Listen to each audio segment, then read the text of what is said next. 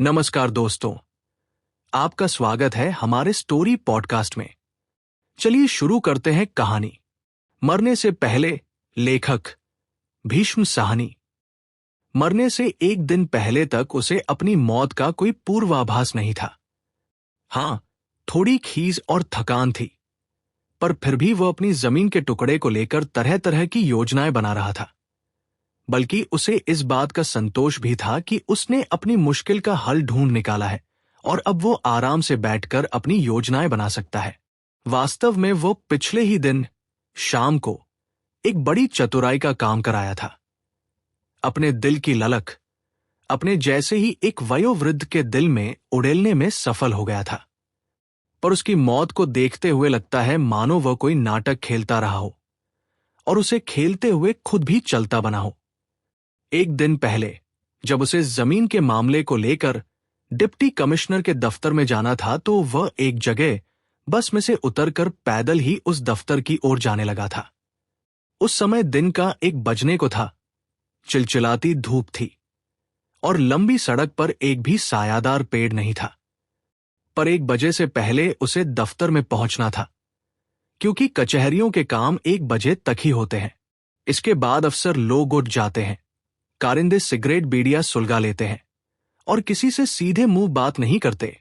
तब तुम कचहरी के आंगन में और बरामदों में मुंह बाएं घूमते रहो, तुम्हें कोई पूछता नहीं। इसीलिए वो चिलचिलाती धूप में पांव घसीटता जल्दी से जल्दी डिप्टी कमिश्नर के दफ्तर में पहुंच जाना चाहता था। बार बार घड़ी देखने पर यह जानते हुए भी कि बहुत कम समय बाकी रह गया है, वो जल्दी से कदम नहीं उठा पा रहा था। एक जगह पीछे से किसी मोटरकार का भोंपू बजने पर वो बड़ी मुश्किल से सड़क के एक ओर को हो पाया था। जवानी के दिन होते तो वो सरपट भागने लगता, थकान के बावजूद भागने लगता, अपना कोट उतार कर कंधे पर डाल लेता और भाग खड़ा होता। उन दिनों भाग खड़ा होने में ही एक उपलब्धि कासा भास हुआ करता था। भाग कर पहुंच तो गए, काम भले ही पूरा हो या ना हो। पर अब तो वह बिना उत्साह के अपने पांव घसीटता जा रहा था। प्यास के कारण मुंह सूख रहा था और मुंह का स्वाद कड़वा हो रहा था। धूप में चलते रहने के कारण गर्दन पर पसीने की परत आ गई थी, जिसे रूमाल से पोंछ पाने की इच्छा उसमें नहीं रह गई थी। अगर पहुंचने पर कचहरी बंद मिली, डिप्टी कमिश्नर या तहसीलदार आज भी नहीं आया, तो मैं कुछ देर के लिए वहीं बैठ जाऊंगा, किसी बेंच पर, दफ्तर की सीढ़ियों पर या किसी चबूतरे पर कुछ देर के लिए दम लूंगा और फिर लौट आऊंगा। अगर वह दफ्तर में बैठा मिल गया तो मैं सीधा उसके पास जा पहुंचूंगा। अफसर लोग तो दफ्तर के अंदर बैठे बैठे गुर्राते हैं, जैसे अपनी मांद में बैठा कोई जंतु गुर्राता है। पर भले ही वो गुर्राता रहे, मैं चिक उठाकर सीधा अंदर चला जाऊंगा। उस स्थिति में भी उसे इस बात का भास नहीं हुआ कि उसकी जिंदगी का आखिरी दिन आ पहुंचा है। चिलचिलाती धूप में चलते हुए एक ही बात उसके मन में बार बार उठ रही थी, काम हो जाए, आज नहीं तो कल, कल नहीं तो परसों, बस काम हो जाए। उससे एक दिन पहले तहसीलदार की कचहरी में 3-3 कारिंदों को रिश्वत देने के बावजूद उसका काम नहीं हो पाया था। कभी किसी चपरासी की ठुड्डी पर हाथ रखकर उसकी मिन्नत समागत करता रहा था, तो कभी किसी क्लर्क कारिंदे को सिगरेट पेश करके। जब धूप ढलने को आई थी, कचहरी के आंगन में वीरानी छाने लगी थी और वह तीनों कारिंदों की जेब में पैसे ठूंस चुका था। फिर भी उसका काम हो पाने के कोई आसार नजर नहीं आ रहे थे, तो वो दफ्तर की सीढ़ियों पर आ बैठा था। वह थक गया था और उसके मुंह में कड़वाहट भरने लगी थी। उसने सिगरेट सुलगा ली थी, ये जानते हुए कि भूखे पेट धुआं सीधा उसके फेफड़ों में जाएगा। तभी सिगरेट के कश लेते हुए वह अपनी फूहड़ स्थिति के बारे में सोचने लगा था। अब तो भ्रष्टाचार पर से भी विश्वास उठने लगा है, उसने मन ही मन कहा। पहले इतना तो था कि किसी की मुट्ठी गर्म करो तो काम हो जाता था, अब तो उसकी भी उम्मीद नहीं रह गई है। और ये वाक्य बार बार उसके मन में घूमता रहा था। तभी उसे इस सारी दौड़ धूप की निरर्थकता का भास होने लगा था। ये मैं क्या कर रहा हूं? मैं 73 वर्ष का हो चला हूं। अगर जमीन का टुकड़ा भी मिल गया, उसका स्वामित्व भी मेरे हक में बहाल कर दिया गया, तो भी वो मेरे किस काम का? जिंदगी के कितने दिन मैं उसका उपभोग कर पाऊंगा? 20 साल पहले ये मुकदमा शुरू हुआ था। तब मैं मंसूबे बांध सकता था, भविष्य के बारे में सोच सकता था, इस पुश्तैनी जमीन को लेकर सपने भी बुन सकता था कि यहां छोटा सा घर बनाऊंगा, आंगन में फलों के पेड़ लगाऊंगा, पेड़ों के साए के नीचे हरी हरी घास पर बैठा करूंगा। पर अब अव्वल तो ये जमीन का टुकड़ा अभी भी आसानी से मुझे नहीं मिलेगा। घुसपैठिए को इसमें से निकालना खालाजी का घर नहीं है। मैं घूस दे सकता हूं, तो क्या घुसपैठिया घूस नहीं दे सकता या नहीं देता होगा? भले ही फैसला मेरे हक में हो चुका है, वह 10 तिकड़ में करेगा। पिछले 20 साल में कितने उतार चढ़ाव आए हैं। कभी फैसला मेरे हक में होता तो वह अपील करता, अगर उसके हक में होता तो मैं अपील करता। इसी में जिंदगी के 20 साल निकल गए और अब 73 साल की उम्र में मैं उस पर क्या घर बनाऊंगा? मकान बनाना कौन सा आसान काम है, और किसे पड़ी है कि मेरी मदद करे? अगर बना भी लूं तो भी मकान तैयार होते होते मैं 75 पार कर चुका होऊंगा। मेरे वकील की उम्र इस समय 80 साल की है और वह बौरायासा घूमने लगा है। बोलने लगता है तो बोलना बंद ही नहीं करता। उसकी सूझबूझ भी शिथिल हो चली है। बैठा बैठा अपनी धुंधलाई आंखों से शून्य में ताकने लगता है। कहता है उसे पेचिश की पुरानी तकलीफ भी है, घुटनों में भी गठिया है। वह आदमी 80 वर्ष की उम्र में इस हालत में पहुंच चुका है, तो इस उम्र तक पहुंचते पहुंचते मेरी क्या गति होगी? मकान बन भी गया तो मेरे पास जिंदगी के 3-4 वर्ष बच रहेंगे। क्या इतने भर के लिए अपनी हड्डियां तोड़ता फिरूं? क्यों नहीं मैं इस पचड़े में से निकल आता? मुझसे ज्यादा समझदार तो मेरा वो वकील ही है, जिसने अपनी स्थिति को समझ लिया है और मेरे साथ तहसील कचहरी जाने से इनकार कर दिया है। बस साहिब, मैंने अपना काम पूरा कर दिया है। आप मुकदमा जीत गए हैं। अब जमीन पर कब्जा लेने का काम आप खुद संभालें, उसने 2 टूक कह दिया था। यही कुछ सोचते सोचते उसने फिर से सिर झटक दिया था। क्या मैं यहां तक पहुंचकर किनारा कर जाऊं? जमीन को घुसपैठिए के हाथ सौंप दूं? यह बुजदिली नहीं होगी तो क्या होगा? किसी को अपनी जमीन मुफ्त में क्यों हड़पने दूं? क्या मैं इतना गया बीता हूं कि मेरे जीते जी कोई आदमी मेरी पुश्तैनी जमीन छीन ले जाए और मैं खड़ा देखता रहूं? और अब तो फैसला हो चुका है। अब तो इसे केवल हल्का सा धक्का देना बाकी है। तहसील के कागजात मिल जाए, इंतकाल की नकलें मिल जाए, फिर रास्ता खुलने लगेगा, मंजिल नजर आने लगेगी। सोचते सोचते एक बार फिर उसने अपना सिर झटक दिया। ऐसे मौके पहले भी कई बार आ चुके थे। तब भी यही कहा करता था, एक बार फैसला हक में हो जाए तो रास्ता साफ हो जाएगा। पर क्या बना? 20 साल गुजर गए, वो अभी भी कचहरियों की खाक छान रहा है। सांप के मुंह में छछूंदर, खाए तो मरे, छोड़े तो अंधा हो। न तो मैं इस पचड़े से निकल सकता हूं, नहीं इसे छोड़ सकता हूं। डिप्टी कमिश्नर दफ्तर में नहीं था। वही बात हुई। किसी ने बताया कि वो किसी मीटिंग में गया है, कुछ मालूम नहीं कब लौटेगा, लौटेगा भी या नहीं।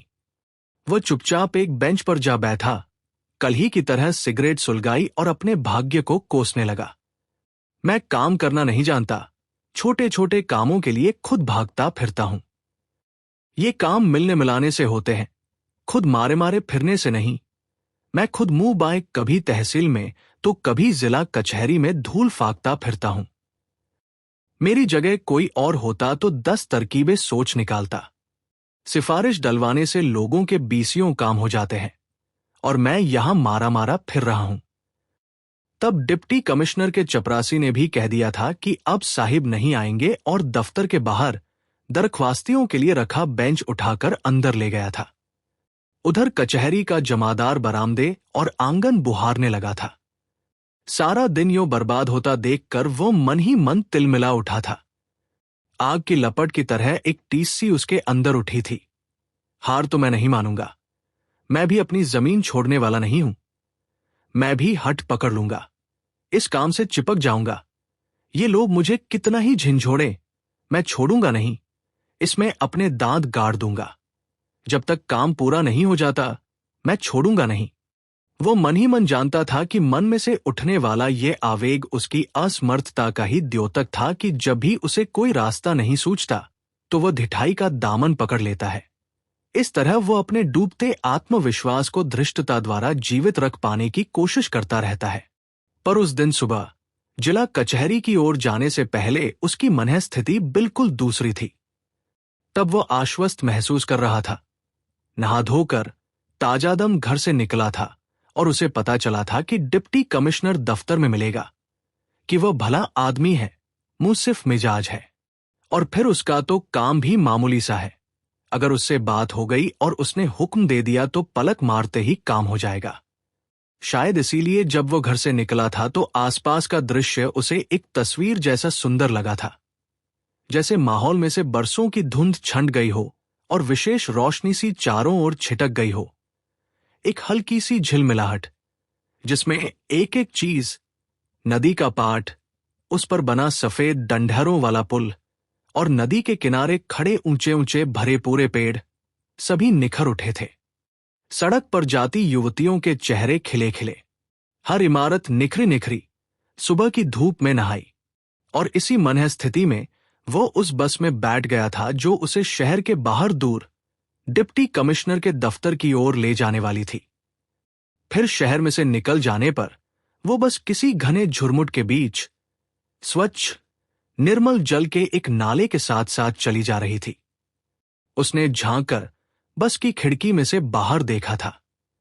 एक जगह पर नाले का पाट चौड़ा हो गया था और पानी की सतह पर बहुत सी बतखें तैर रही थी, जिससे नाले के जल में लहरियां उठ रही थी। किनारे पर खड़े बेंत के छोटे छोटे पेड़ पानी की सतह पर झुके हुए थे और उनका साया जालीदार चादर की तरह पानी की सतह पर थिरक रहा था। अब बस किसी छोटी सी बस्ती को लांघ रही थी। बस्ती के छोटे छोटे बच्चे नंगे बदन नाले में डुबकियां लगा रहे थे। उसकी नजर नाले के पार बस्ती के एक छोटे से घर पर पड़ी, जो नाले के किनारे पर ही लकड़ी के खंभों पर खड़ा था। उसकी खिड़की में एक सुंदर सी कश्मीरी लड़की अपनी छोटी बहन को सामने बैठाए उसके बालों में कंघी कर रही थी। थोड़ी देर के लिए ही ये दृश्य उसकी आंखों के सामने रहा था और फिर बस आगे बढ़ गई थी। पर उसे देखकर उसके दिल में स्फूर्ति की लहर दौड़ गई थी। एक छोटा सा घर तो बन ही सकता है। मन में एक बार निश्चय कर लो तो जैसे तैसे काम पूरा हो ही जाता है। बेंत के पेड़ के नीचे आंगन में कुर्सी बिछाकर बैठा करूंगा। पेड़ों की पांत के नीचे मैं और मेरी पत्नी घूमने जाया करेंगे। पेड़ों पर से झरते पत्तों के बीच कदम बढ़ाते हुए मैं हाथ में छड़ी लेकर चलूंगा, मोटे तले के जूते पहनूंगा और ठंडी ठंडी हवा गालों को थपथपाया करेगी। जिंदगी भर की थकान दूर हो जाएगी। मकान बनाना क्या मुश्किल है। क्या मेरी उम्र के लोग काम नहीं करते? वे फैक्ट्रियां चलाते हैं, नई फैक्ट्रियां बनाते हैं, मरते दम तक अपना काम बढ़ाते रहते हैं। पर अब ढलती दोपहर में खचाखच भरी बस में हिचकोले खाता हुआ, बेसुध सा शून्य में देखता हुआ वो घर लौट रहा था। पिंडलियां दुख रही थी और मुंह का जायका कड़वा हो रहा था। उसे फिर झुंझलाहट हुई अपने पर, अपने वकील पर जिसने ऐन आड़े वक्त में मुकदमे पर पीठ फेर ली थी, अपनी सगे संबंधियों पर जिनमें से कोई भी हाथ बंटाने के लिए तैयार नहीं था। मैं ही मारा मारा फिर रहा हूं। सबसे अधिक उसे अपने पर क्रोध आ रहा था, अपनी अकर्मण्यता पर, अपने दब्बू स्वभाव पर, अपनी असमर्थता पर। बस में से उतरते ही उसने सीधे अपने वकील के पास जाने का फैसला किया। वो अंदर ही अंदर बौखलाया हुआ था। फीस लेते समय तो कोई कसर नहीं छोड़ते, 10 की जगह 100 मांगते हैं और काम के वक्त पीठ मोड़ लेते हैं। तहसीलों में धक्के खाना क्या मेरा काम है? क्या मैंने तुम्हें उजरत नहीं दी? कमिश्नरी का बड़ा फाटक लांघ कर वो बाएं हाथ को मुड़ गया, जहां कुछ दूरी पर अर्जिन विसों की पाद बैठती थी। बूढ़ा वकील कुछ मुद्दत से अब यही बैठने लगा था। उसने नजर उठाकर देखा, छोटे से लकड़ी के खोखे में वो बड़े इत्मीनान से लोहे की कुर्सी पर बैठा था। उसका चौड़ा चेहरा दमक रहा था और सिर के गिने चुने बाल बिखरे हुए थे। उसे लगा जैसे बूढ़े वकील ने नया सूट पहन रखा है और उसके काले रंग के जूते चमक रहे हैं। वो अपने बोझल पांव घसीटता धीरे धीरे चलता हुआ वकील के खोखे के सामने जा पहुंचा। बूढ़ा वकील कागजों पर झुका हुआ था और एक नोटरी की हैसियत से अर्जियों पर किए गए दस्तखतों की तस्दीक कर रहा था। और नीचे जमीन पर खड़ा उधेड़ उम्र का उसका कारिंदा हाथ में नोटरी की मोहर उठाए एक एक दरख्वास्त पर दस्तखत हो जाने पर ठप्पा लगा रहा था। आज भी कुछ काम नहीं हुआ। खोखे के सामने पहुंचते ही उसने करीब करीब चिल्लाकर कहा। वकील को यूं आराम से बैठा देखकर उसका गुस्सा भड़क उठा था। खुद तो कुर्सी पर मजे से बैठा दस्तखतों की तस्दीक कर रहा है और पैसे बटोर रहा है, जबकि मैं तहसीलों की धूल फाक रहा हूं। वकील ने सिर उठाया, उसे पहचानते ही मुस्कराया। वकील ने उसका वाक्य सुन लिया था। मैंने कहा था ना। वकील अपनी जानकारी बघारते हुए बोला, तहसीलों में 10-10 दिन लटकाए रखते हैं। मैं आजिज आ गया था, इसीलिए आपसे कह दिया था कि अब मैं ये काम नहीं करूंगा। आप नहीं करेंगे तो क्या मैं तहसीलों की खाक छानता फिरूंगा? उसने खींच कर कहा, यह काम मैं नहीं कर सकता। यह काम जमीन के मालिक को ही करना होता है। उसका मन हुआ बूढ़े वकील से कहे, बरसों तक तुम इस मुकदमे की पैरवी करते रहे हो। मैं तुम्हें मुंहमांगी उजरत देता रहा हूं, और अब जब आड़ा वक्त आया है तो तुम इस काम से किनारा कर रहे हो और मुझसे कह रहे हो कि जमीन के मालिक को ही ये काम करना होता है।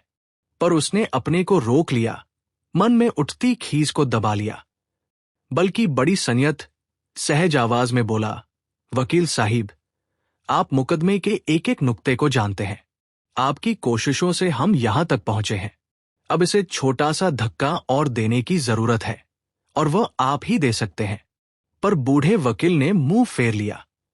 उसकी उपेक्षा को देखते हुए वो मन ही मन फिर तमक उठा, पर उसकी नजर वकील के चेहरे पर थी। 80 साल का बूढ़ा शून्य में देखे जा रहा था। अपने दमखम के बावजूद वकील की आंखें धुंधला गई थी और बैठे बैठे अपने आप उसका मुंह खुल जाता था। इस आदमी से ये उम्मीद करना कि ये तहसीलों चेहरियों के चक्कर काटेगा बड़ी बेइंसाफी सा लगता था। और अगर काटेगा भी तो कितने दिन तक काट पाएगा? उसे फिर अपनी निहसहायता का भास हुआ। कोई भी और आदमी नहीं था जो इसका बोझ बांट सके, उसे सांस तक ले पाने की मोहलत दे सके। बेटे थे तो एक बंबई में जा बैठा तो दूसरा अंबाला में, और मैं इस उम्र में श्रीनगर में झक मार रहा हूं। मैं आज हूं, कल नहीं रहूंगा। मैं आंखें बंद कर लूंगा तो अपने आप जमीन का मसला सुलझाते फिरेंगे। वकील साहिब, आप ही इस नाव को पार लगा सकते हैं। उसने कहना शुरू ही किया था कि वकील झट से बोला, मैं कहीं नहीं जा पाऊंगा, आप मुझे माफ करें, अब ये मेरे बस का नहीं है। फिर अपने खोखे की ओर इशारा करते हुए बोला, आपने देख लिया ये काम कैसा है। यहां से मैं अगर 1 घंटे के लिए भी उठ जाऊं तो कोई दूसरा नोटरी मेरी कुर्सी पर आकर बैठ जाएगा। फिर क्षीणसी हंसी हंसते हुए कहने लगा, सभी इस ताक में बैठे हैं कि कब बूढ़ा मरे और वे उसकी कुर्सी संभाले। मैं अपना अड्डा नहीं छोड़ सकता। मेरी उम्र ज्यादा हो चुकी है और यहां पर बिना भागदौड़ के मुझे 2 पैसे मिल जाते हैं। बुढ़ापे में यही काम कर सकता हूं। मुश्किल काम तो हो गया वकील साहिब, अब तो छोटा सा काम बाकी है। छोटा सा काम बाकी है। वकील तुनक कर बोला, जमीन का कब्जा हासिल करना क्या छोटा सा काम है? ये सबसे मुश्किल काम है। सुनिए वकील साहिब, उसने कहना शुरू ही किया था कि वकील ने हाथ जोड़ दिए, आप मुझे माफ करें, मैं कहीं नहीं जा पाऊंगा। सहसा वकील के चेहरे की ओर देखते हुए एक बात उसके दिमाग में कौंध गई। वो ठिठक गया और कुछ देर तक ठिठका खड़ा रहा। फिर वकील से बोला, नहीं वकील साहिब, मैं तो कुछ और ही कहने जा रहा था। कहिए, आप क्या कहना चाहते हैं? वो क्षण भर के लिए फिर सोच में पड़ गया, फिर झट से बोला, अगर आप जमीन पर कब्जा हासिल करने की सारी जिम्मेदारी अपने ऊपर ले ले तो कब्जा मिलने पर मैं आपको जमीन का 1/3 हिस्सा दे दूंगा। उसने आंख उठाकर बूढ़े वकील की ओर देखा। वकील जैसे सकते में आ गया था और उसका मुंह खुलकर लटक गया था, पर इस शर्त पर कि अब इस काम में मैं खुद कुछ नहीं करूंगा, सब काम आप ही करेंगे, वो कहता जा रहा था। मैंने तो अर्ज किया ना, मेरी मजबूरी है। बूढ़ा वकील बुदबुदाया। आप सोच लीजिए, 1/3 जमीन का मतलब है करीब 4 लाख रुपए। ये विचार उसे अचानक ही सूझ गया था, मानो जैसे कौंध गया हो, अपनी विवशता के कारण रहा हो, या दबी कुचली व्यवहार कुशलता का कोई अधमरा अंकुर सहसा फूट निकला हो। पर इससे उसका जहन खुल सा गया था। आप नहीं कर सकते तो मैं आपको मजबूर नहीं करना चाहता। आप किसी अच्छे वकील का नाम तो सुझा सकते हैं जो दौड़ धूप कर सकता हो। मुकदमे की स्थिति आप उसे समझा सकते हैं। उसने अपनी व्यवहार कुशलता का एक और तीर छोड़ते हुए कहा। आप मुकदमे को यहां तक ले आए, यही बहुत बड़ी बात है। उसने बूढ़े वकील के चेहरे की ओर फिर से देखा। बूढ़े वकील का मुंह अभी भी खुला हुआ था और वो उसकी ओर एकटक देखे जा रहा था। अब कोई वकील ही ये काम करेगा। बूढ़े वकील की आंखों में हल्की सी चमक आ गई थी और उसका मुंह बंद हो गया था। मैं आपसे इसलिए कह रहा हूं कि केस की सारी मालूमात आपको है। अपना सुझाव सबसे पहले आपके सामने रखना तो मेरा फर्ज बनता है। आपके लिए कुछ भी मुश्किल नहीं है और अदालत का फैसला हमारे हक में हो चुका है। अब केवल कब्जा लेना बाकी है। अपनी बात का असर बूढ़े वकील के चेहरे पर होता देखकर वो मन ही मन बुदबुदाया। लगता है तीर निशाने पर बैठा है, लेकिन मैं अपने पल्लू से अब और कुछ नहीं दूंगा। न पैसा, न फीस, न मुआवजा, कुछ भी नहीं। बस 1/3 जमीन आपकी होगी और शेष मेरी। बोलते हुए उसे लगा जैसे उसके शरीर में ताकत लौट आई है और आत्मविश्वास लहराने लगा है। उसे लगा जैसे अगर वह इस वक्त चाहे तो भाषण दे सकता है। पटवारी, तहसीलदार, घुसपैठिया, जिस किसी को कुछ देना होगा तो आप ही देंगे। फिर बड़े ड्रामाई अंदाज में वह चलने को हुआ और धीरे धीरे बड़े फाटक की ओर कदम बढ़ाने लगा। अपना फैसला आज शाम तक मुझे बता दे। फिर पहले से भी ज्यादा ड्रामाई अंदाज में बोला, अगर मंजूर हो तो मैं अभी मुआहिदे पर दस्तखत करने के लिए तैयार हूं। और बिना उत्तर का इंतजार किए बड़े फाटक की ओर बढ़ गया। दूसरे दिन अपनी मृत्यु के कुछ ही देर पहले वह पार्क में एक बेंच पर बैठा हल्की हल्की धूप का आनंद ले रहा था और पिछले दिनों की थकान उतार रहा था। वो मन ही मन बड़ा आश्वस्त था कि उसे एक बहुत बड़े बोझ से छुटकारा मिल गया है। अब वह चैन से बैठ सकता है और फिर से भविष्य के सपने बुन सकता है। इस प्रस्ताव ने दोनों बूढ़ों की भूमिका बदल दी थी। जिस समय वह धूप में बैठा अधमुंदी आंखों से हरी हरी घास पर चमकते ओस के कण देख रहा था, उसी समय तहसील की ओर जाने वाली खचाखच भरी बस में डंडहरे को पकड़कर खड़ा वकील अपना घर बनाने के मंसूबे बांध रहा था।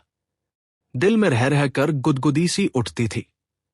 जिंदगी भर किराए के मकान में 3री मंजिल पर टंगा रहा हूं। किसी से कहते भी शर्म आती है कि सारी उम्र काम करने के बाद भी अपना घर तक नहीं बना पाया। बेटे बड़े हो गए हैं और दिन रात शिकायत करते हैं कि तुमने हमारे लिए क्या किया है। इधर खुली जमीन होगी, छोटा सा आंगन होगा, 2-3 पेड़ फलों के लगा लेंगे, छोटी सी फुलवाड़ी बना लेंगे। जिंदगी के बचे खुचे सालों में कम से कम रहने को तो खुली जगह होगी। संकरी गली में 3री मंजिल पर लटके तो नहीं रहेंगे। एक स्फूर्ति की लहर, पुलकनसी, एक झुरझुरी सी उसके बदन में उठी और सरसराती हुई सीधी रीढ़ की हड्डी के रास्ते सिर तक जा पहुंची। खुली जमीन का एक टुकड़ा लाखों की लागत का बैठे बिठाए मुफ्त में मिल जाएगा। नहीं लगे न फिट करी। अच्छा हुआ जो लिखापढ़ी भी हो गई, मुवक्किल को दोबारा सोचने का मौका ही नहीं मिला। इस गुदगुदी में वो बस पर चढ़ा था, पर कुछ फासला तय कर चुकने पर बस में खड़े खड़े बूढ़े वकील की कमर दुखने लगी थी। 80 साल के बूढ़े के लिए बस के हिचकोलों में अपना संतुलन बनाए रखना कठिन हो रहा था। 2 बार वो गिरते गिरते बचा था। एक बार तो वो नीचे सीट पर बैठी एक युवती की गोद में जा गिरा था, जिस पर आसपास के लोग ठहाका मारकर हंस दिए थे। पांव बार बार लड़खड़ा जाते थे, पर मन में गुदगुदी बराबर बनी हुई थी। पर कुछ ही देर बाद बस में खड़े रहने के कारण घुटनों में दर्द अब बढ़ेगा। तहसील अभी दूर है और वहां पहुंचते पहुंचते मैं परेशान हो उठूंगा। दर्द बढ़ने लगा और कुछ ही देर बाद उसे लगने लगा जैसे किसी जंतु ने अपने दांत उसके शरीर में गाड़ दिए और उसे झिंझोड़ने लगा है। न जाने तहसील तक पहुंचने पहुंचते मेरी क्या हालत होगी। बैठे बिठाए मुसीबत मोल ले ली। जाए भाड़ में जमीन का मालिक। और वह जहां पर खड़ा था वही घुटने पकड़कर बस के फर्श पर हाय हाय करता बैठ गया।